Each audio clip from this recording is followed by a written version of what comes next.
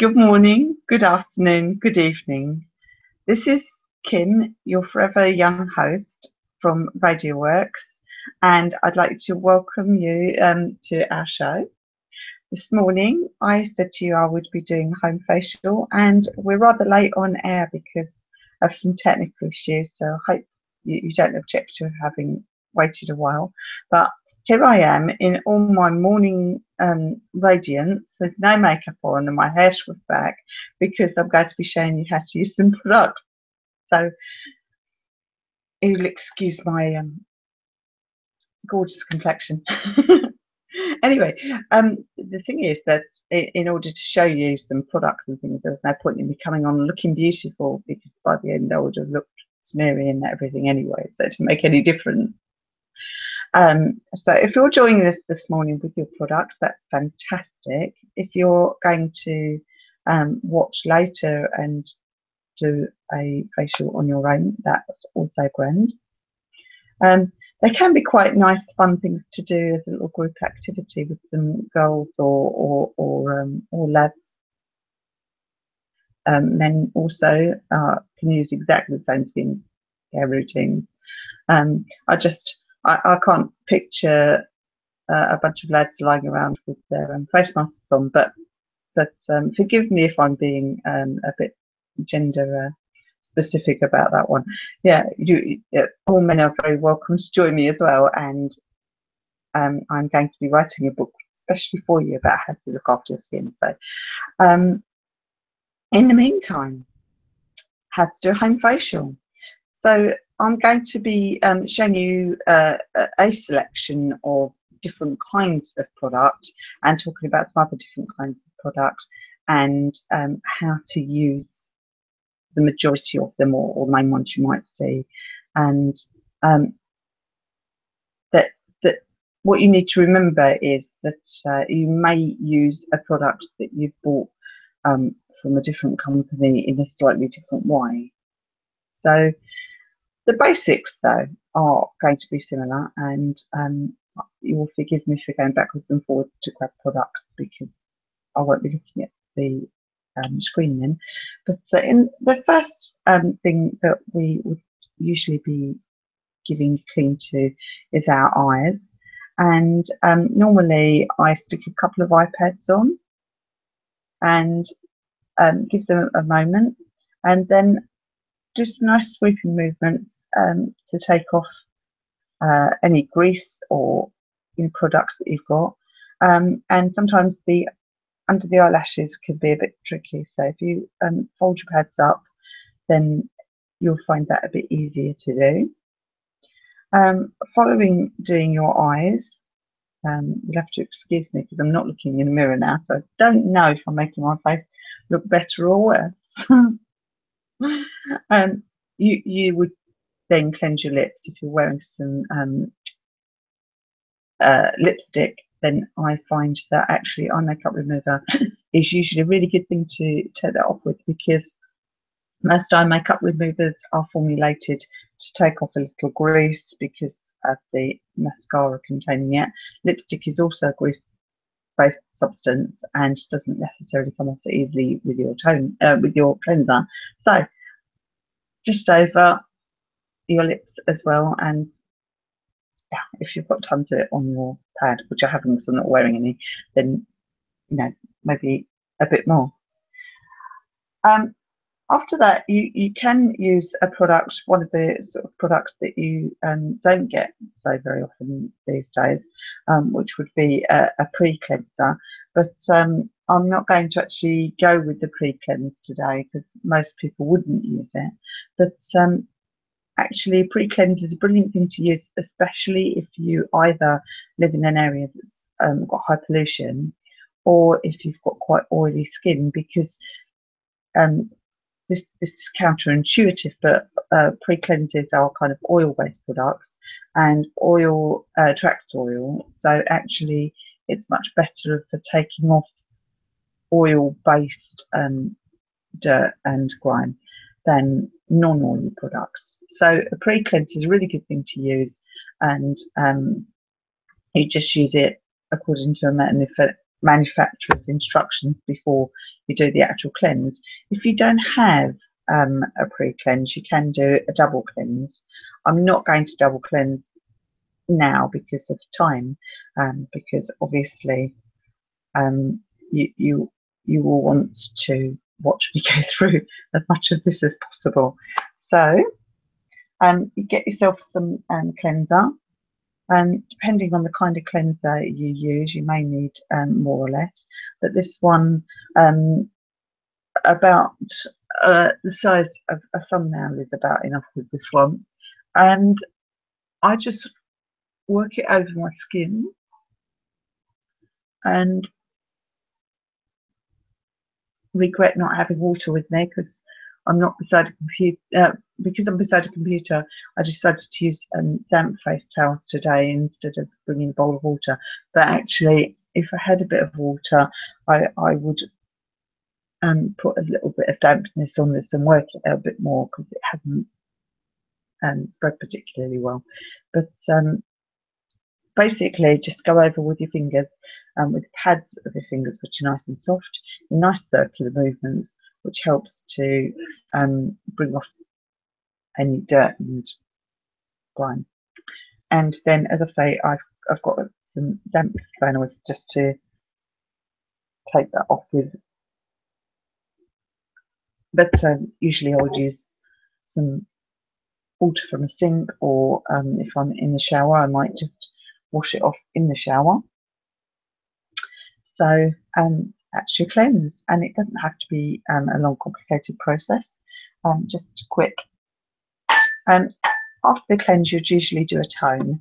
Now you can have toner on a pad, same as you did with the eye makeup remover.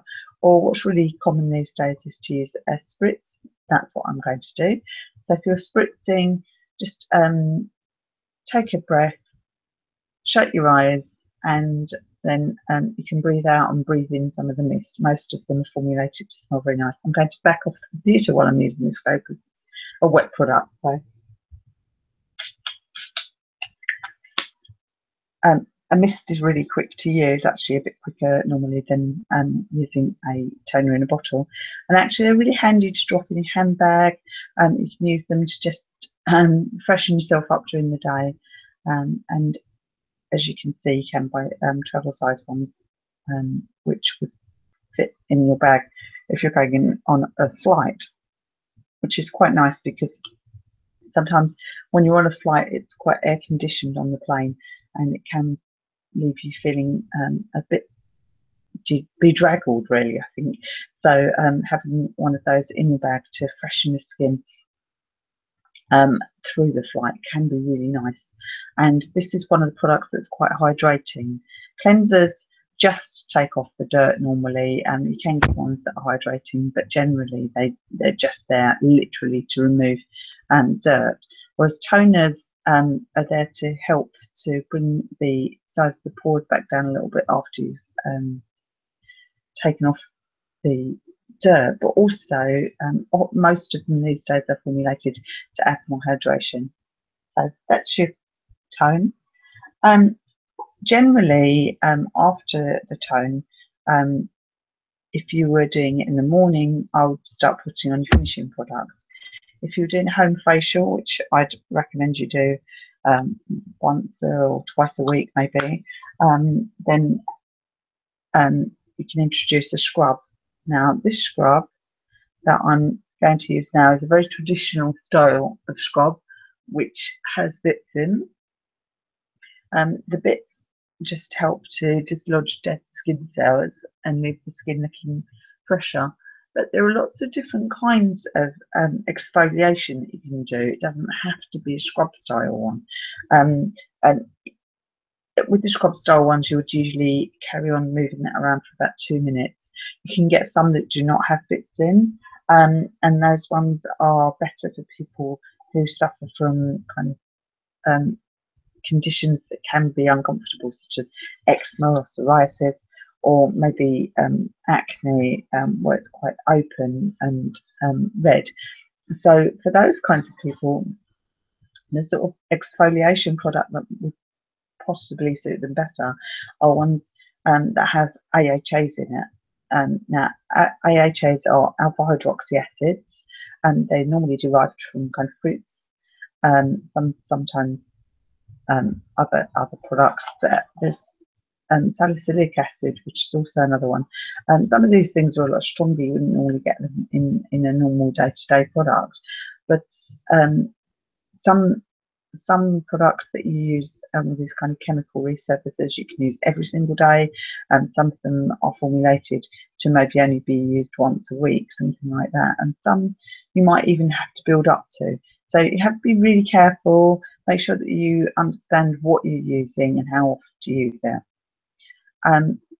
With young people, I'd suggest that if they've got slightly oily skin, they may be scrubbing at their skin. This is not a good idea, because the action of actually scrubbing at their skin, although it makes you feel lovely and fresh, will actually stimulate the glands that produce more oil on your skin, so it'll actually have a detrimental effect. So what I'd suggest you do, if you do have those kind of oil excess oil problems and blemishes and things, is actually not scrub so often, and maybe invest in one of these more alpha hydroxy kind of acid type of products that will just lightly remove dead skin cells for you via a chemical process, because they kind of the cells are kind of bonded to your skin with kind of waxy substances, and these alpha hydroxy acids are really good at breaking the bonds down so that they come off. Now, when it comes to taking off your scrub, a little tip is to use tissue or some dry cotton pads, completely dry, because if you've got bits on your skin, they actually brush off really well with a tissue. It's actually a much more effective way of removing that part of the scrub than using something that's damp. Once you've done that, then I would go over with the damp cloth to take off the underlying product, the liquid part of the product, which will have gone into your skin as you've used the product. Exfoliation, I'm getting back to exfoliation, is absolutely key to people with aging concerns, such as fine lines, dull looking skin, also people with pigmentation. So these are all signs that we start to get with aging. So although I wouldn't recommend that if you were young that you need to exfoliate really very regularly. When I say young, I mean kind of 20s, and as we move later, unfortunately later in terms of our skin starts about 30, then our skin begins to have this more appearance of aging starting, and the really excellent way to help to refresh your skin regularly and to keep the dead skin cells turning over more quickly is to exfoliate, because one of the issues as we get older is that the rate our skin cells renew slows down dramatically. So when we're young, as I say, this is up to about the age of 25, our skin cells renew rapidly, maybe once every 3 weeks, and so the skin on the surface that you see, which as everybody will tell you is dead skin cells, what is actually keratinized skin cells, where the whole cell, the middle of the cell is all gone, filled up with keratin, which is the product that your hair's made out of, and this forms a wonderful protective layer. So it's quite an important layer, but it needs to be refreshed regularly. And the cells at the surface of your skin, when you're up to about age 25, will be about up to 3 weeks old. And what happens is we add approximately a day a year after that. So once we get into our 30s, then we're waiting a whole month for that to renew. Into our 40s, then we're waiting 40 days. By the time you reach your 50s, you're waiting 50 days for that cell renewal. if you're not removing it yourself. So that's why if you are aging, it's a really important step, so you shouldn't miss that one out. Another step that's quite important that I know a lot of people don't get round to is using a mask.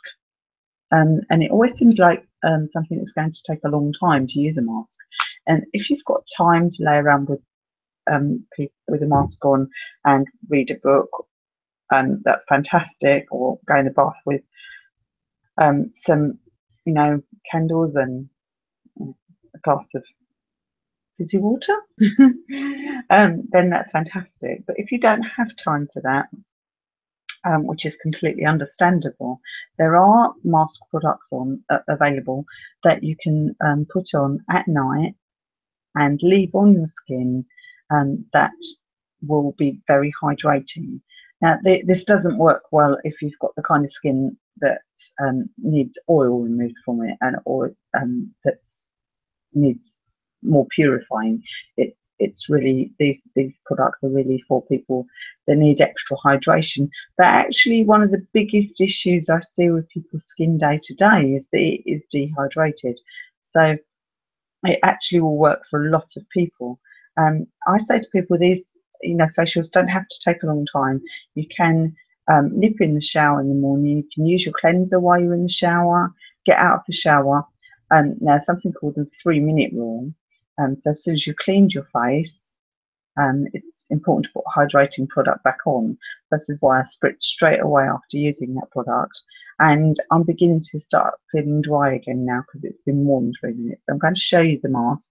Now, most masks these days are non-drying. And really, you can do the big painting thing all around, making sure that it's kind of very neat and beautiful looking.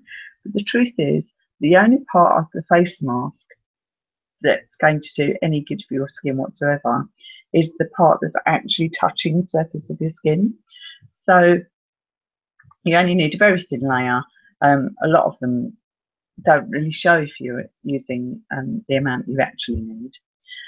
This particular mask is one that you would normally leave on for 10 minutes, but like I say, there are other ones that you don't need to leave on for that long. I'm obviously not going to leave it on for 10 minutes now, so I'm just going to show you again. I'm just going to take that off straight away with one of my damp towels. The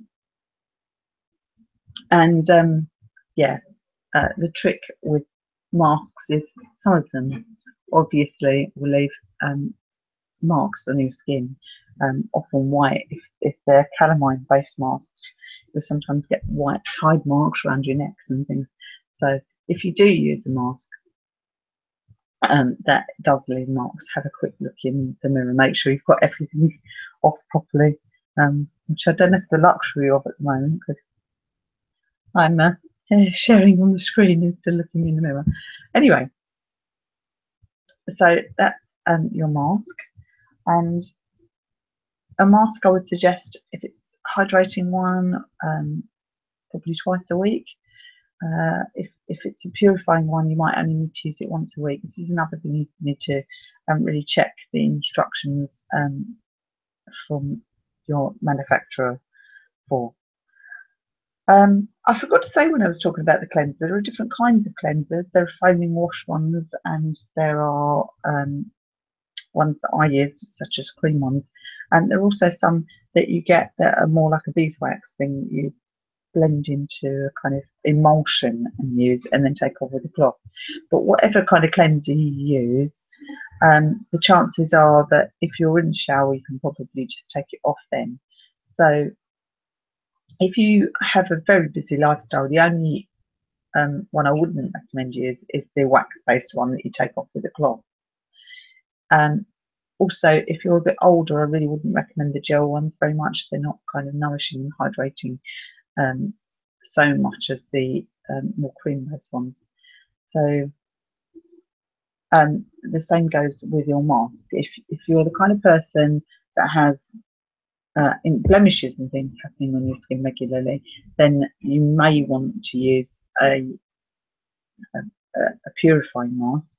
But if you are post 30 and you don't have any issues with blemishes on a weekly basis, then probably a hydrating mask is the one you'd be wanting to choose.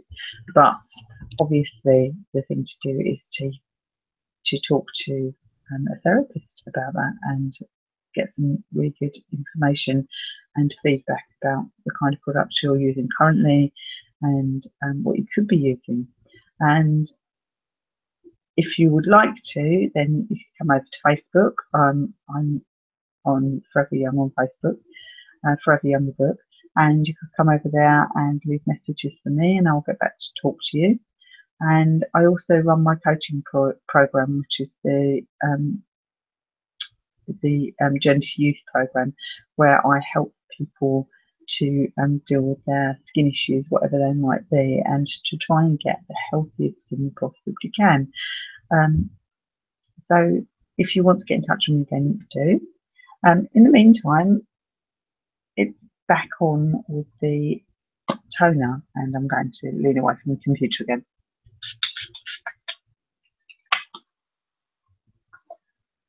So once you've done your mask, there are a whole range of finishing products.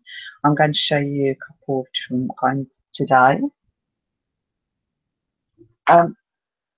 The first one I'm going to show you is the lightest product of all. This one's a serum, and as you can see, there's a tiny dab on my finger, and that is enough really to go over the skin. When you're doing your facials, oh, come on, I don't really want to be showing you on my whole chest area today, but do come down your chest when you're doing your facials, because the skin right on your neck and right down into this area really needs to be well looked after as well. The skin on the neck particularly is just as delicate as the skin on your face. Now if you've not, because I took off just about enough of that product just to do over my face today, but generally if you've not got quite enough, if your skin's still feeling a bit tight, you can add a little bit more with the serums. But they are very light products. They're not intended to make your skin feel very moisturized. What they're intended to do is take vitamins and very high, good quality hydrating products deep into your skin. So they're not going to leave that kind of finished feeling that a moisturizer leaves. They're intended to disappear into your skin. Another product that introduces kind of hydration and vitamins and things like that into your skin are replenishing oils. Replenishing oils, normally, a pump of them is enough. And this one, I don't know if you can see, it's spread liberally over my hand because this is a very light product. And again, with the replenishing oils, because I spread that on the back of my hand to show you, I'll just use the back of my hand to put it on my neck. But replenishing oils generally are quite light, and you can use them to do yourself a little pressure point massage.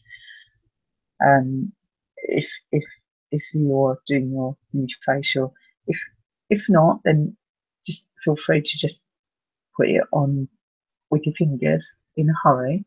But if you've got time, then some pressure points out towards your ears here and around to your temples can really help to refresh your skin and give it that lovely dewy appearance that you might wish to achieve, that gives you that kind of younger, more healthy looking glow that most of us might actually feel is a good way to look. Not greasy, but just kind of dewy, alive, fresh. So that product was a replenishing oil. Normally, after you've put on those kind of products, you'll probably want an eye cream. I say probably want an eye cream. I would suggest that anybody over the age of 25 would benefit from using an eye cream or gel or whatever. So this one's another very light product, and you can barely see the amount you're using. Just dab it on your pads of your ring fingers, because they're the softest ones, and just take it around the eye area. This is a product that you can sometimes get in a little roll on, and that delivers the right amount of the product into the area for you. So eye creams, again, not a very heavy product. You don't want to be layering your skin with things that are very, very heavy in areas that are quite thin skin. So areas like your neck and the bit around your lips, which actually, if you do not have a lip cream, then eye cream is a very good thing to use just around your lips to keep those hydrated. While we're talking about lips, if you're commonly used to using a kind of lip balm product, I'm going to perhaps upset you by suggesting that petroleum-based products are not a good thing to use on your lips. When you put them on, they feel lovely and your skin feels hydrated, but actually, I'm sure you will have noticed if you use those kind of products that a short time after, your lips feel dry again and you keep having to add it. The problem with petroleum-based products is that they leave a protective layer on your skin. Your skin reacts to that by not producing its natural protective barrier. So whereas your skin on your lips, which is very thin and only dries out before other skin, will be used to producing an amount of a hydrating kind of product in itself, which keeps it protected and in good condition. When you use the petroleum-based products, the skin realizes that they're there and thinks, oh, that's okay, I don't need to produce this product, it's hydrated enough. So it stops producing it. So what actually happens is, instead of adding moisture, you're actually preventing the skin from doing its own job, which is a bad thing. The other thing is that we actually don't metabolize a petroleum product. So it's fine to use it on babies' bottoms because it protects their skin from the waste in the nappies. But actually, we don't want to be protecting our skin in a way that kind of seals it, or not got a constant layer of wet on our skin that we need to protect it from. So actually, what happens is we don't metabolize these kind of products. It's basically oil-based, and that one of the things that's quite horrifying is that if you use lip salves on a regular basis, they end up just sitting in your stomach and in your digestive system, and you can find that you've got dozens and dozens of balms worth of petroleum just sitting around in your digestive system. So perhaps not the best thing to tell you first thing in the morning for breakfast time, but yeah, not ideal. If you're going to use lip balm, try and buy ones that have got lots of natural based oil products such as shea butter and things that are nourishing, and these will be more expensive, but actually in the long run you won't use as much because you're not constantly having to reapply them, because they work with your body, and your body also produces the natural moisturizing factors. So it's worth investing a bit more in your lip balms, making sure that they're ones that are going to keep your lips hydrated on a long-term basis, rather than constantly reapplying the cheap ones. So that's my tip for lip balms. And also, like I say, you can use eye creams just around the outside of your lips, but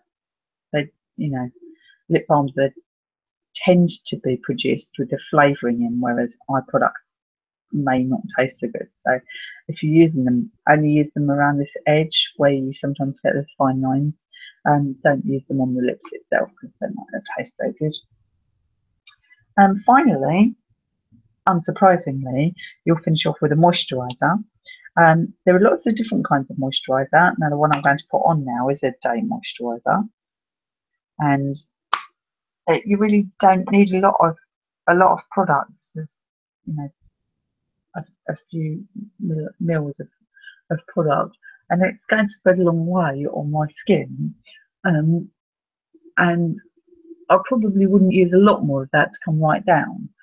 So again, just always work upwards and outwards where you can with your products, because we want our skin to kind of lift. So day moisturiser will go into your skin quite quickly and lightly like that. Night moisturisers have a more oil-based product, and I'm just going to show you that a night cream will be a heavier product there than the one that I use during the day. The main difference between night creams and day creams is night creams are designed to be more hydrating. I'm just going to use this on my hands so I don't waste it. And so they've got more oil in. They can have higher quantities of products that help them do jobs in as well. So night creams tend to be more expensive. They tend to come in jars rather than tubes, and they tend to be a bit of a heavier product than the day cream. This isn't true of all night creams by any means, and some come in pumps and things. Some are not very heavy. It just depends on the job you're expecting that cream to actually do. So there are some night creams that are designed specifically for people that have pigmentation. These tend to be just as light as the day creams, and the main difference there is that they don't contain any sun protection factors. Now, in terms of sun protection factors, if you use a moisturiser that's got sun protection factors in, then I would suggest you find one that's got at least factor 30. If it's a factor 15 or less, then or something under 30, then I would suggest that you add some sun cream on top, or you can sometimes buy little products that you add a few drops of the solar defending SPF into your own products, or put them on before or after, to give your skin good protection. Because I know that you're thinking it's December, I don't really need to be using sun cream, but actually what happens is there are two different kinds of wavelengths from the sun that reach us here on Earth. There are others, but they don't actually make it through the atmosphere down to the surface of the planet. But the two that do are UVA and UVB. And UVB, we think, oh yes, that's the one that's going to tan us. It's the one that's going to burn us. So that's the one we need to protect from. That's the one we notice. And UVB kind of starts off at this time of year. It's lowest, and as we get nearer and nearer to the sun and things get hotter and hotter, the levels of UVB rise. But UVA is at a constant level all of the time, and UVA is actually very damaging too, and it tends to be the UVA that's responsible for damage to our cells, to our DNA. So actually, UVA you need to be protecting against all year round, and if you decide not to wear an SPF in the winter because you don't think you need it, then you're not protecting yourself against the UVA. So just a quick mention of UVA there. Now I'm not going to put one on now because I haven't got one handy, but at this point people might be using something like a BB cream or a CC cream, or perhaps a primer. And all of these products are good for putting on underneath makeup to give you a good makeup surface. The BBs and CCs tend to be tinted, so you use them instead of tinted product. And so instead of a normal